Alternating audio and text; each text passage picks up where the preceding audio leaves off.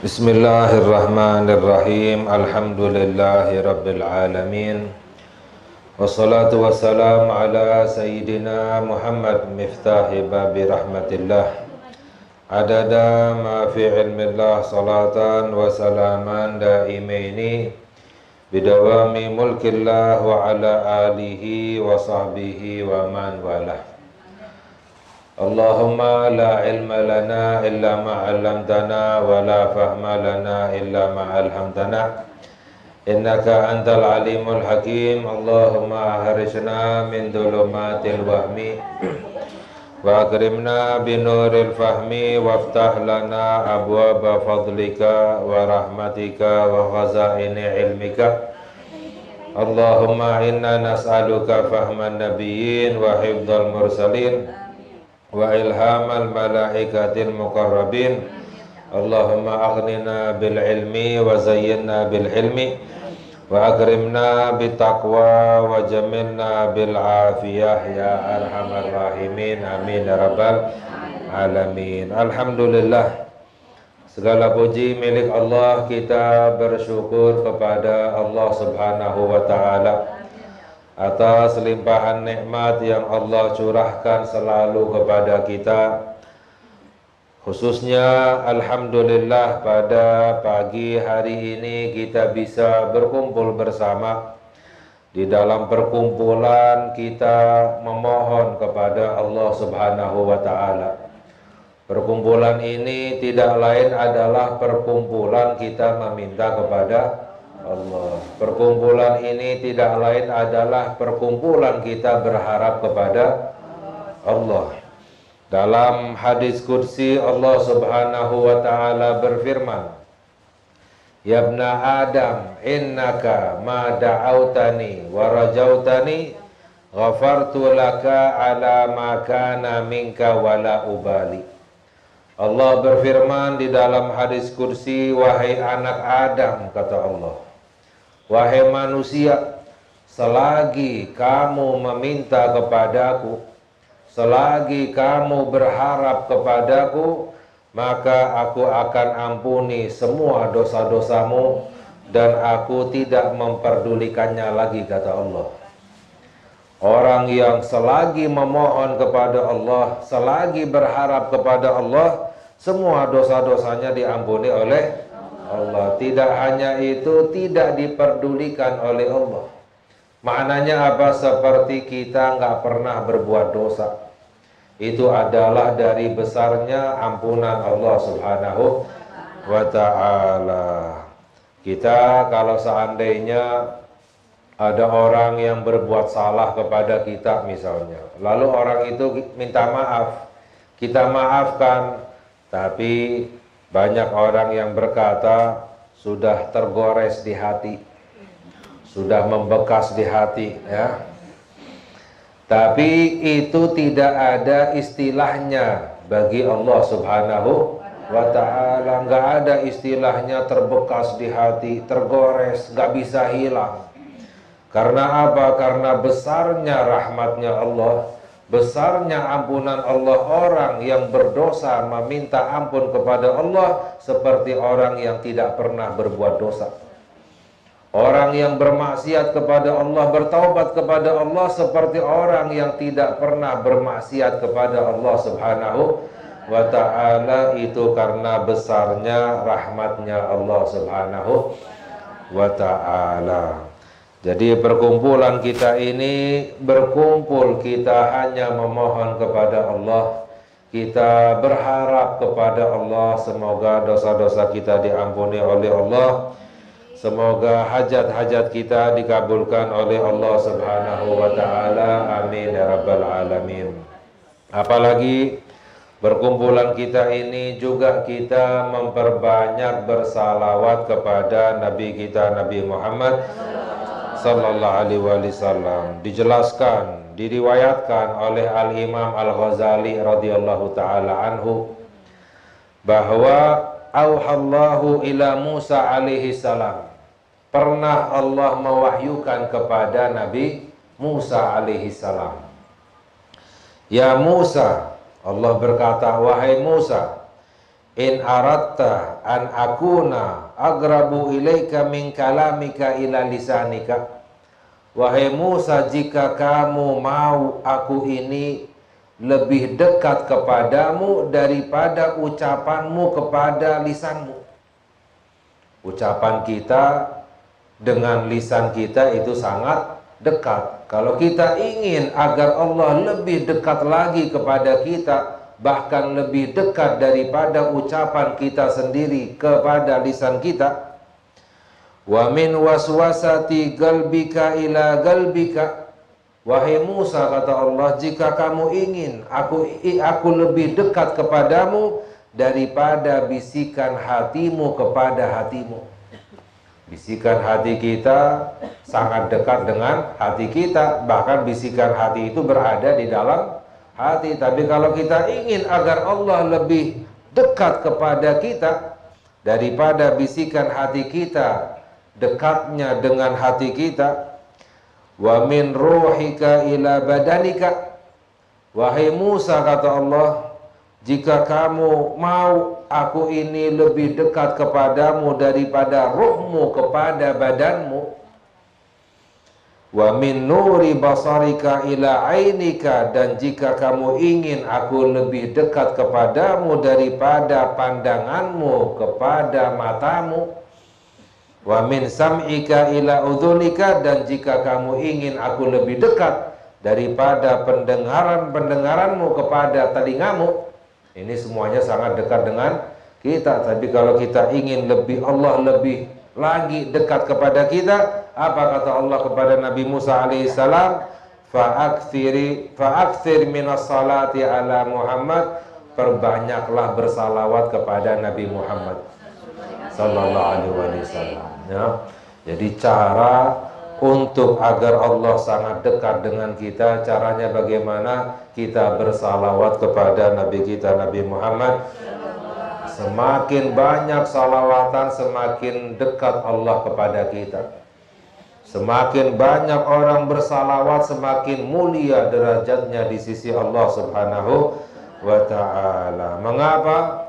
Karena innallaha wa malaikatahu yusalluna ala nabi ya ayyuhalladzina amanu sallu alaihi wa sallimu taslima. Allahumma salli wa sallim wa barik ala sayyidina Muhammad wa ala ali sayyidina Muhammad. Salawat itu adalah perintahnya Allah subhanahu wa ta'ala. Sallu alaihi wa sallimu taslima. Jadi kalau ada orang nggak senang salawatan, nggak demen salawatan, apalagi ngelarang salawat, sama seperti ngelarang perintahnya Allah subhanahu wa ta'ala.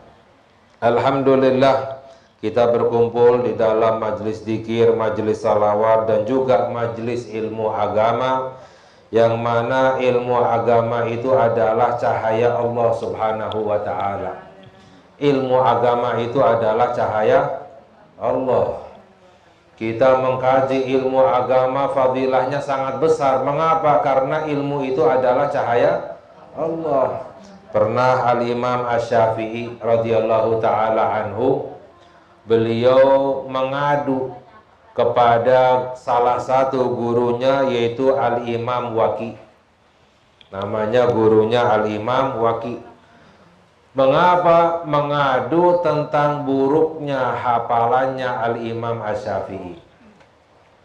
Padahal Al-Imam Asy-Syafi'i radhiyallahu ta'ala anhu, beliau kalau mau menghafal satu kitab, misalnya yang sebelah kanan, yang sebelah kiri ditutup. Mengapa? Karena beliau sekali baca langsung hafal. Baca apapun, satu kitab sekali baca langsung hafal. Itu Al-Imam Asy-Syafi'i radhiyallahu ta'ala anhu. Jadi yang sebelah kiri ditutup dulu, agar apa? Nggak kebaca. Kalau kebaca masuk duluan. Kalau kita kan susah mau ngapalin, bolak-balik.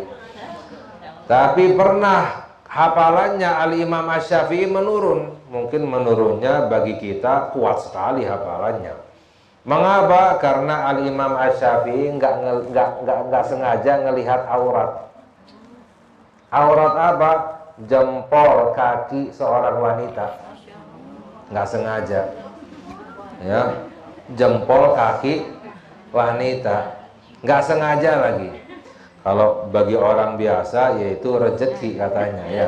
Nggak sengaja soalnya, kalau sengaja baru dosa ya. Ini Al-Imam Asy-Syafi'i nggak sengaja ngelihat jempol kaki seorang wanita, hafalannya menurun. Lalu mengadu kepada gurunya Al-Imam Waqi. Diungkapkan oleh beliau dalam ungkapan syairnya beliau, syakautu ila waqi'in su'a hifzi. Aku pernah mengadu kepada Imam Waqi buruknya hafalanku. Fa arsyadani ila tarkil ma'asi, maka guruku memberikan petunjuk kepadaku agar aku meninggalkan kemaksiatan. Padahal maksiatnya tadi itu nggak sengaja ngelihat jempol kaki ya. Wa akhbarani bi annal ilma nurun, dan guruku memberikan kabar kepadaku bahwa ilmu agama itu adalah cahaya.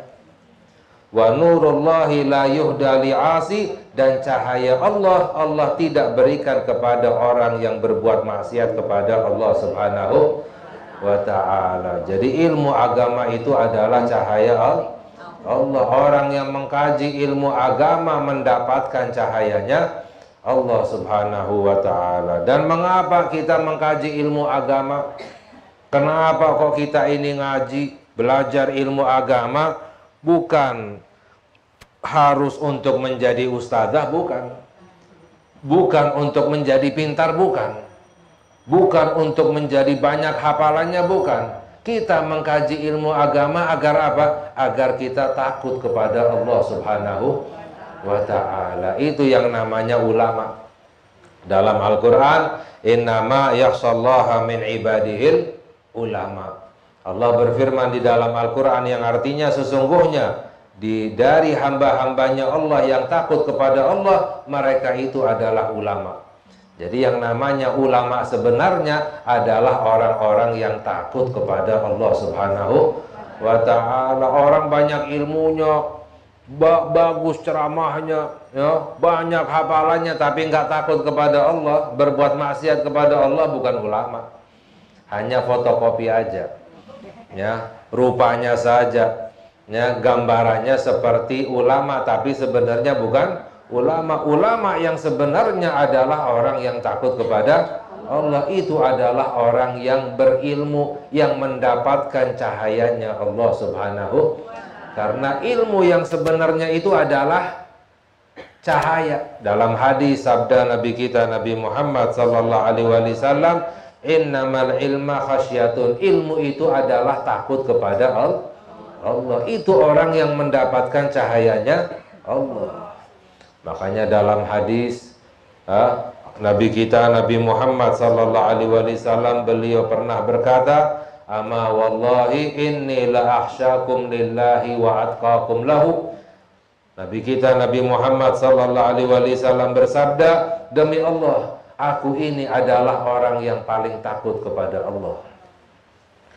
Jadi orang yang paling berilmu adalah Nabi Muhammad sallallahu alaihi wasallam. Mengapa? Karena beliau adalah orang yang paling takut kepada Allah Subhanahu wa ta'ala. Sampai-sampai pernah kita kaji, nggak tahu lu masih ingat apa lupa ya, pernah kita kaji salah satu doanya Nabi Muhammad sallallahu alaihi wasallam.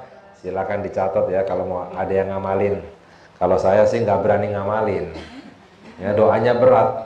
Apa salah satu doanya Nabi Muhammad sallallahu alaihi wasallam? Allahumma ahyini miskinan wa amitni miskinan wa syumri fi zumratil masakin. Doanya Nabi Muhammad, ya Allah, hidupkanlah aku dalam keadaan miskin, matikanlah aku dalam keadaan miskin, dan kumpulkan aku nanti di hari kiamat bersama orang-orang yang miskin. Silakan kalau yang mau ngamalin ya. Kalau saya ya belum kuat ya. Mengapa kok Nabi Muhammad minta miskin? Dari takutnya beliau kepada Allah Subhanahu. Mengapa takut ditanya oleh Allah? Ya, karena apa? Karena di dalam Al-Quran Allah berfirman, la tus'alunna yawma idzin anil naim. Benar-benar kamu akan ditanya nikmat yang kamu dapatkan. Setiap nikmat yang kita dapatkan akan ditanya oleh Allah. Padahal kalau halal istilahnya nggak dosa, nggak dihukum, nggak mendapatkan siksa. Tapi dari takutnya Nabi Muhammad SAW kepada Allah, ditanya saja sudah takut. Padahal jelas beliau semuanya halal. Ya. Ini adalah orang yang benar-benar berilmu, adalah orang yang mendapatkan cahayanya Allah Subhanahu wa ta'ala. Jadi kita mengkaji ilmu agama tujuannya untuk apa? Untuk menumbuhkan rasa takut kita kepada Allah. Orang yang takut kepada Allah itu adalah orang yang diamankan oleh Allah. Ya, dalam riwayat man khafa salima, orang yang takut itu yang selamat. Orang yang takut kepada Allah itu yang selamat. Orang yang tidak takut kepada Allah itu yang celaka, yang akan mendapatkan siksanya Allah Subhanahu wa ta'ala. Jadi kita harus takut kepada Allah. Yang akan kita kaji insya Allah tentang masalah hawa nafsu. Ya, hawa nafsu yang dijelaskan oleh Al-Imam Al-Ghazali radhiyallahu ta'ala anhu. I'lam ayyuhal insan, berkata Al-Imam Al-Ghazali, ketahuilah wahai manusia, anna nafsal ammarata bisu'i hiya a'dalaka min iblis. Kata Al-Imam Al-Ghazali bahwa nafsu yang menyuruh kepada keburukan itu musuhmu yang lebih besar daripada iblis. Iblis itu adalah musuhnya kita, tapi yang lebih besar adalah nafsu. Wa inna ma yataqawwa 'alaika syaitanu bihawan nafsi wa syahawatiha. Mengapa? Karena setan itu menjadi kuat untuk menyesatkan kita, menggoda kita lewat hawa nafsu. Kalau tanpa hawa nafsu nggak bisa setan itu menyesatkan kita, tapi melalui hawa nafsu setan mudah menjadi kuat untuk menyesatkan manusia. Fala taghurrannaka nafsuka bil amani wal ghurur. Maka jangan kamu tertipu dengan nafsumu, yaitu tertipu dengan angan-angan. Li'anna min tab'in nafsil al-amnu wal ghaflatu wal rahatu wal fatratu wal kaslu. Karena sifatnya nafsu itu apa sih? Sifatnya nafsu itu adalah selalu merasa aman, nggak apa-apa, meninggalkan perintah Allah, berbuat maksiat selalu merasa aman, nggak ada takut-takutnya. Wal ghaflah, sifatnya nafsu itu selalu lupa kepada Allah. Rahah, ingin selalu bersenang-senang, ingin selalu senang. Wal fatratu, suka mengosongkan dirinya, maknanya meninggalkan amalan-amalan. Wal kaslu, dan juga malas. Ini semuanya adalah sifat nafsu. Fada'waha batilun wa kullu syai'in minha ghururun.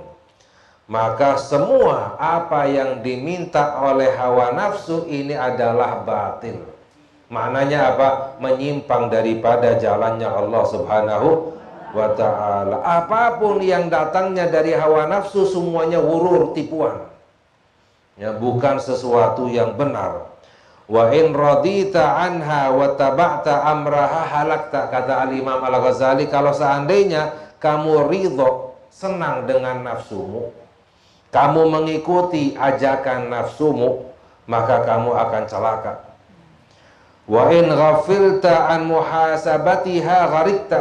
Kalau kamu ghafil, lalai di dalam menekan hawa nafsu, kamu akan tenggelam, celaka. Wa in ajasta an mukhalafatiha wattaba'ta hawaha gadatka ilan nar. Dan jika kamu tidak mampu untuk melawan hawa nafsu, kamu mengikuti kemauan hawa nafsu, maka hawa nafsumu itu akan membawamu ke dalam api neraka. Orang masuk ke dalam api neraka mengapa? Karena mengikuti hawa nafsu. Inna nafsa la ammaratum bisu. Nafsu itu selalu menyuruh kepada keburukan. Jadi dalam diri manusia ada akal, ada nafsu. Akal ciptaan Allah, nafsu juga ciptaan Allah. Ya. Akal itu diriwayatkan ketika Allah menciptakan akal, Ya, ditanya oleh Allah, wahai akal, siapa aku, siapa kamu? Apa jawaban akal? Engkau adalah Tuhanku ya Allah, aku adalah hambamu. Itu jawaban akal. Nafsu ketika ditanya oleh Allah, wahai nafsu, siapa kamu, siapa aku? Nafsu menjawab, apa jawabannya? Kamu, aku. Nggak mau tunduk kepada Allah. Makanya orang, apalagi anak muda, maunya bebas, senang-senang, ya, nggak mau diatur. Itu sebenarnya kemauan hawa nafsu, nggak mau tunduk kepada Allah, nggak mau diatur oleh Allah Subhanahu wa Ta'ala. Itu nafsu. Dibakar oleh Allah 1000 tahun dalam neraka. Dikeluarkan, ditanya lagi oleh Allah, siapa aku, siapa kamu? Kamu, aku. Nggak mau tunduk kepada Allah. Dibakar lagi oleh Allah 1000 tahun sampai 3 kali 3000 tahun. Baru ditanya, jawabannya terpaksa. Siapa aku, siapa kamu? Engkau adalah Tuhanku, aku adalah hambamu ya Allah. Jadi maknanya apa? Nafsu itu harus dilawan, dipaksa. Ya, kalau diikuti semakin kuat, semakin menjadi. Makanya dalam diri manusia itu ada akal, ada nafsu. Akal itu maunya, akal sebenarnya tempatnya di hati, ya. Akal itu maunya selalu tunduk kepada Allah. Akal itu maunya mentaati perintah Allah. Makanya malaikat itu sama seperti kita. Malaikat itu bukan seperti robot, bukan. Sadar seperti kita, tapi nggak punya hawa nafsu, hanya punya akal. Jadi maunya apa? Selalu taat kepada Allah, nggak pernah melanggar perintah. Itu malaikat. Lain dengan hewan. Hewan itu hanya punya nafsu, nggak punya akal. Kalau hewan punya akal, ya ikut pengajian bersama kita, ya, ibadah, ya, ikut sholat berjamaah. Kalau hewan punya tapi nggak punya akal, punyanya nafsu. Manusia punya akal, punya nafsu. Manusia yang mengikuti akalnya lebih mulia daripada malaikat. Manusia yang selalu mengikuti akalnya, mentaati perintah Allah, meninggalkan larangannya Allah, melawan hawa nafsu, lebih mulia daripada malaikat. Karena apa? Malaikat istilahnya nggak punya nafsu. Manusia punya nafsu, dilawan, mengikuti akalnya, lebih mulia daripada malaikat. Manusia yang mengikuti hawa nafsunya, nggak mengikuti akal, lebih hina daripada hewan. Ya, punya akal tapi yang diikuti adalah nafsunya. Jadi nafsu itu maunya selalu melanggar perintahnya Allah Subhanahu. Nafsu itu maunya selalu untuk berbuat maksiat kepada Allah. Itu adalah kemauan hawa nafsu. Bahkan para ulama menjelaskan, kalau seandainya Allah melarang kita untuk mengorek-ngorek kotoran hewan. Ngapain sih ngorek-ngorek kotoran hewan? Kan nggak ada kerjaan, istilahnya nggak ada baik-baiknya sama sekali. Kalau seandainya Allah melarang kita untuk mengorek-ngorek kotoran hewan, akan banyak orang mengorek-ngorek kotoran hewan. Mengapa? Mengikuti hawa nafsu, maunya melanggar perintah Allah Subhanahu wa Ta'ala. Itu adalah kemauan hawa nafsu. Makanya kita harus selalu untuk memaksa untuk melawan hawa nafsu. Kadang ada orang pintar tapi nggak berakal. Kadang ada orang pintar tapi nggak berakal, ya. Pintar, profesor, ya, tapi tidak berakal. Apa dalilnya? Dalam Al-Quran Allah berfirman dalam surat Tabarak, "La kunna nasma'u au naqilu ma kunna fi ashabis sa'ir." Ya, dalam surat Al-Muluk Allah menceritakan penduduk neraka itu akan berkata, orang-orang di dalam api neraka akan berkata, dahulu kalau seandainya kami mendengar dan berakal, kami nggak akan menjadi penduduk neraka. Padahal penduduk neraka itu banyak profesor, banyak presiden, ya kan? Banyak orang-orang pintar, pejabat, ya, banyak yang masuk ke dalam api. Tapi mereka akan berkata, kalau seandainya kami dahulu berakal, kami nggak akan masuk ke dalam api. Berarti mereka tidak berakal walaupun pintar. Jadi kadang ada orang pintar tapi nggak berakal, yaitu tidak mentaati perintah Allah, tidak tunduk kepada Allah, berbuat maksiat kepada Allah Subhanahu wa Ta'ala. Dijelaskan oleh Al-Imam Al-Ghazali radhiyallahu taala anhu, walisa lin nafsi marju'un ilal khair. Nafsu itu tidak ada baiknya sedikit pun. Nafsu itu nggak ada baiknya. Wahia ra'sul balaya, pangkal daripada musibah adalah nafsu. Orang celaka karena mengikuti hawa. Hawa itu mengikuti. Nafsu itu adalah yang ada dalam diri kita. Jadi hawa itu artinya mengikuti. Hawa nafsu, keinginan hawa nafsu. Ya, keinginan, hawa itu keinginan, ya. Keinginan nafsu. Wa ma'dinil fadhihah wa hiya khazanatu iblis. Sedangkan nafsu itu adalah istilahnya gudangnya iblis.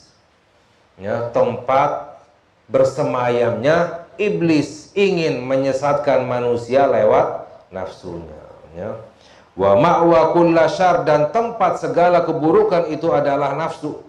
La ya'rifuha illa khaliquha, tidak ada yang benar-benar tahu nafsu kecuali yang menciptakannya, yaitu Allah Subhanahu wa ta'ala.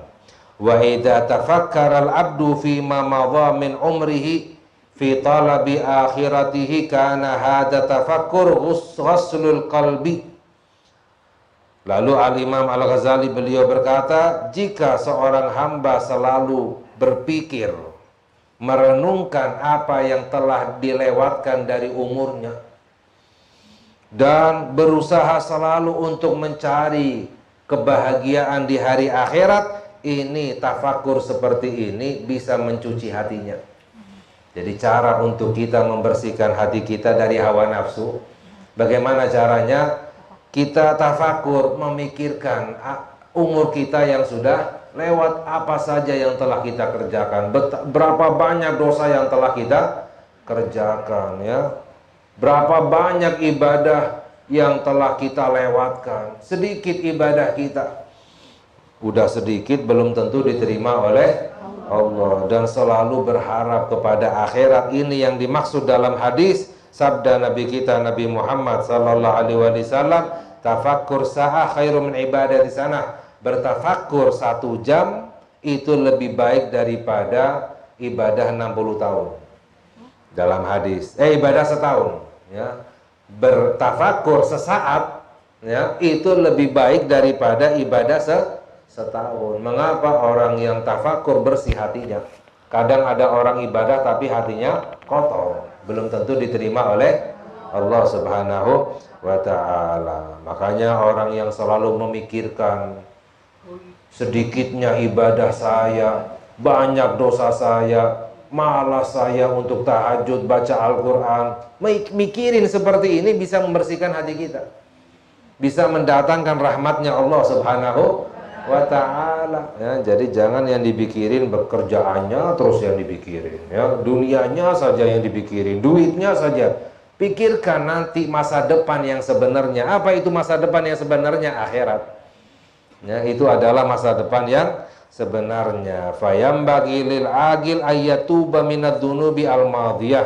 Lalu Al-Imam Al-Ghazali menasihati kita, maka seharusnya bagi orang yang berakal, mengikuti akalnya, untuk bertobat dari dosa-dosanya yang telah lalu.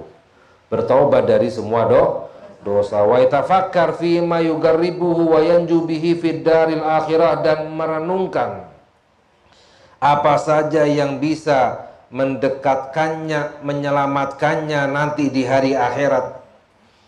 Wa yuksirul amal, dan perpendek angan-angan. Boleh saja manusia punya angan-angan, boleh, tapi jangan panjang-panjang. Siapa itu orang yang angan-angannya panjang? Yaitu yang lupa kepada Allah Subhanahu wa ta'ala. Kepanjangan angan-angannya sampai lupa ibadah, lupa kepada Allah, lupa mati. Itu yang namanya orang panjang angan-angan, ya. Wa yu'ajjilu taubah, dan mempercepat taubat, bersegera untuk bertaubat kepada Allah. Wa yadhkurullaha ta'ala, selalu berzikir, ingat kepada Allah, ya. Mengapa? Karena dalam hadis sabda Nabi kita Nabi Muhammad sallallahu alaihi wasallam bahwa laisa yatahassar ahlul jannah illa ala sa'atin marrat bihim lam yadhkurullaha fiha. Pernah Nabi kita Nabi Muhammad sallallahu alaihi wasallam bersabda, tidaklah penduduk sorga merasa menyesal kecuali satu. Orang udah masuk ke dalam surga, selamat daripada api neraka. Surga yang nikmatnya luar biasa. Penduduk surga masih merasakan satu penyesalan. Apa itu penyesalannya orang di dalam surga? Yaitu pernah saat-saat yang dilaluinya di waktu di dunia dalam keadaan lupa kepada Allah. Istilahnya 1 menit saja kita lupa kepada Allah, walaupun ini orang soleh, rajin ibadah, gak pernah maksiat, masuk surga, nyesel. Coba kalau seandainya saya saat itu gak lupa kepada Allah, pasti derajat saya lebih ditinggikan oleh Allah, ya. Apalagi lupanya sejam, 2 jam, sehari, 2 hari, sebulan, 2 bulan. Naudzubillah min. Makanya beruntung ya, sering-sering hadir majlis dzikir salawat. Ini yang akan menjadi istilahnya bekal kita nanti di hari akhirat.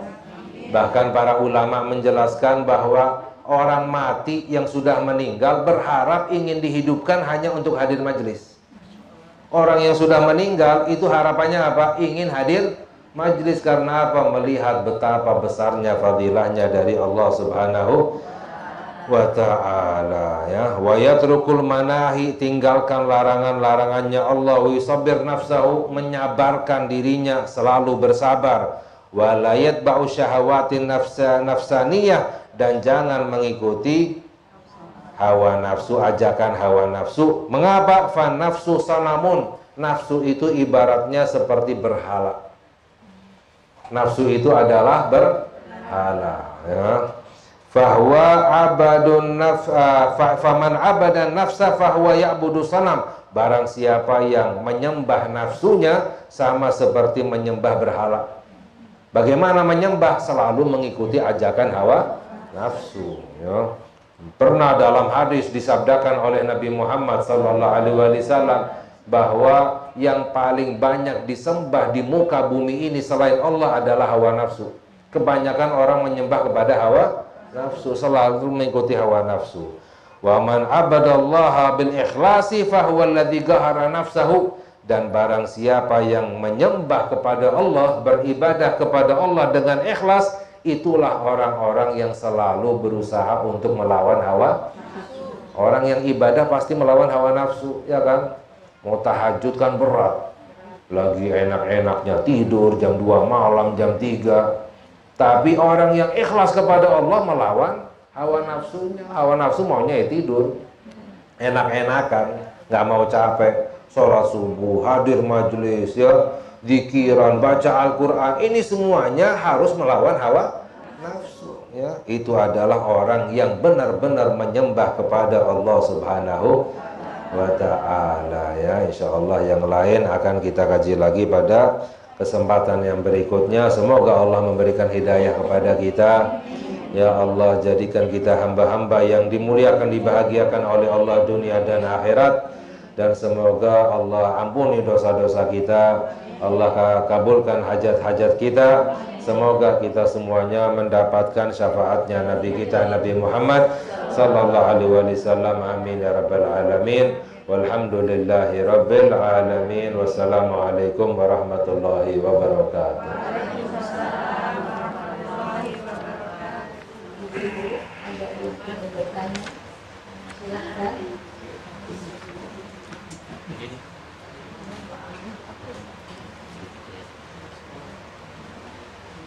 Ada yang ingin bertanya, Ibu? Yang di depan?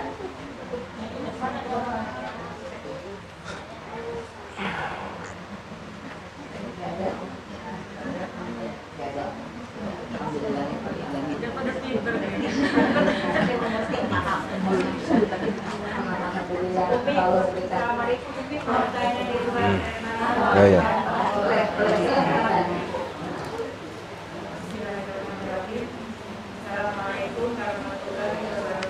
Waalaikumsalam warahmatullahi wabarakatuh.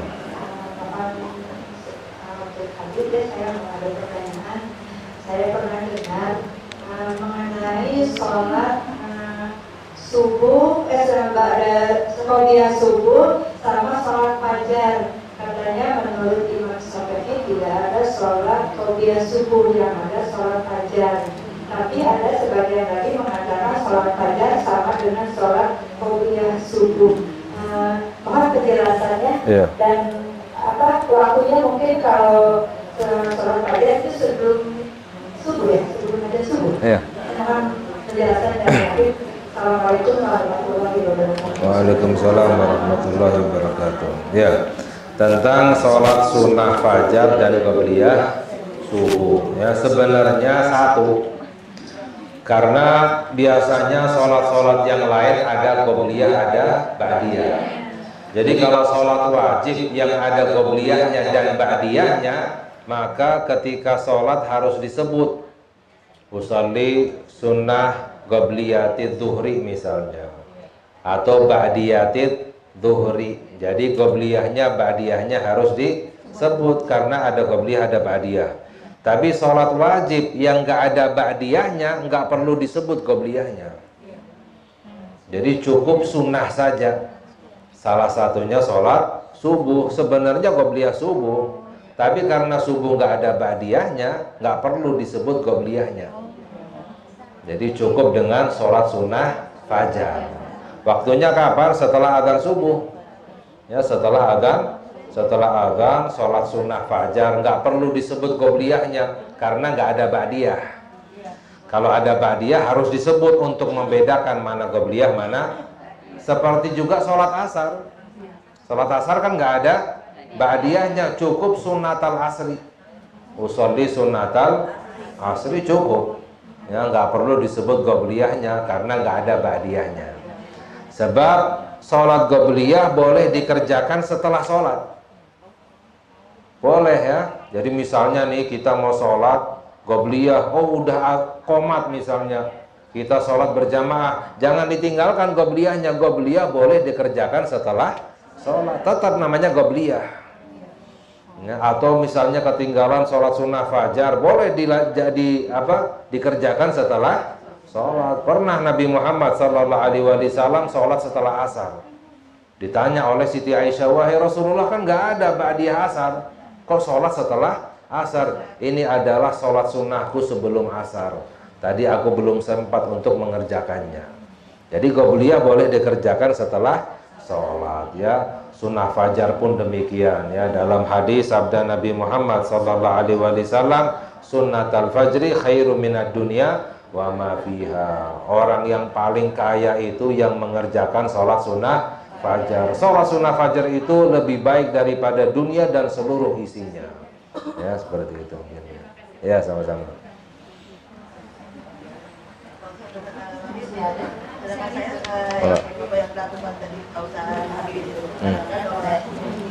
Tidak ada kopiah subuh, Ya. saya lakukan sejak subuh itu, usul ini harus diserahkan kopiah subuh. Ya, nggak apa-apa. Iya, kalau misalnya disebut qabliyah subuh nggak apa-apa, nggak masalah. Cuman nggak perlu. Bukan berarti nggak boleh ya. Nggak perlu. Kalau nggak boleh kan ya dilarang. Ini nggak perlu. Jadi istilahnya nggak harus. Jadi kalau mau disebut nggak disebut tetap sah sholatnya. Ya, tetap dapat fadilahnya. Ya, seperti itu. Ya nggak apa-apa, nggak masalah. Ya, qabliyah subuh ya. Oke, salam.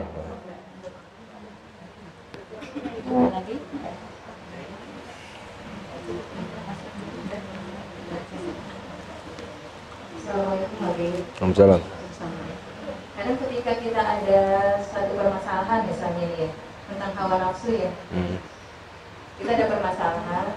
Kadang kita kalau secara logika kita secara akal, oh ya ini benar gitu ya, memecahkan suatu masalah. Tapi kadang enggak, kan ada sisi lain di hati mungkin bilang, oh enggak, harusnya begini. Tapi kan secara logika, udah benar begini. Jadi cara kita membedakan gitu dari akal atau hawa nafsu itu ya. Iya, itu. Kadang kan suka begitu ya. Iya, ada. Kadang kita bingung ya, ini ajakan akal apa nafsu ya. Membedakannya bagaimana? Kembali kepada Allah Subhanahu wa ta'ala ya. Tadi kita kaji, nafsu itu maunya melanggar perintah Allah.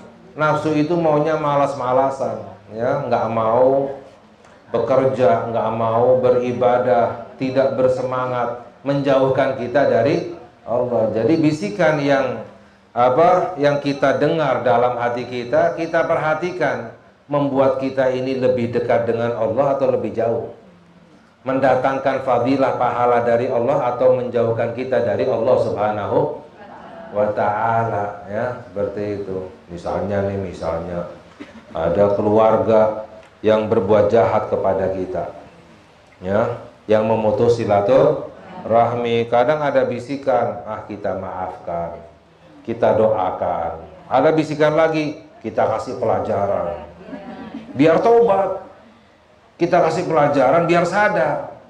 Ini kira-kira mana yang akal, mana yang nafsu? Nafsu kelihatannya baik itu, tapi mengajak kita untuk meninggalkan perintahnya Allah, nggak mau memaafkan. Itu ajakan nafsu tadi itu, tapi kelihatannya baik, biar tahu rasa, biar damai sebagainya, sehingga kita tidak mau memaafkan, ya. Kalau akal, kita maafkan, ya. Orang yang memberi maaf mendapatkan ganti yang lebih besar dari Allah Subhanahu wa ta'ala. Jadi jangan mau hanya balik modal saja. Kalau balas dendam itu hanya mendapatkan balik modal. Tapi kalau memaafkan dapat untung, ya, mendapatkan fadilah yang lebih besar dari Allah Subhanahu. Jadi kita perhatikan yang bisa bisikan itu membuat kita lebih dekat dengan Allah atau menjauhkan kita. Itu perbedaan antara akal dan nafsu, ya, seperti itu. Kalau kita ingatkan untuk memberi pelajaran, misalnya idenya karena dia selalu begitu mengulang terus, kita kasih pelajaran. Nafsu itu, nafsu, ya.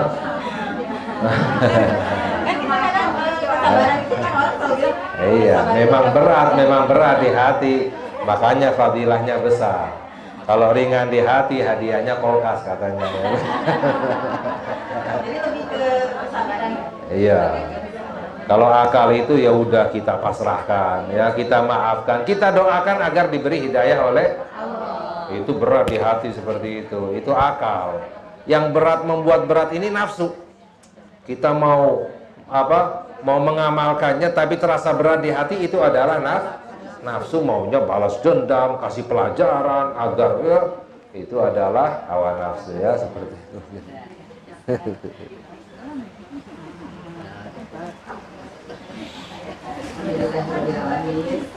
Kita cukupkan hari ini ya Ibu ya. Semoga kita semua mendapatkan ilmu, karena ilmu sangat bermanfaat. Kita doakan juga kita bisa berikan panjang umur, dan selalu bisa melindungi kita sampai akhir hayat. Amin. Syukur Habib. Assalamualaikum warahmatullahi wabarakatuh. Sudah ngomong juga buat ibu yang tadi tidak mendengarkan, ya. Allahumma salli ala sayyidina Muhammad wa ashghili zalimin bizzalimin wa akhrijna min bainihim salimin wa ala وصحبه أجمعين اللهم صل على سيدنا محمد وأشغل الظالمين بالظالمين وأخرجنا من بينهم سالمين وعلى آله وصحبه أجمعين اللهم صل على سيدنا محمد وأشغل الظالمين بالظالمين وأخرجنا من بينهم سالمين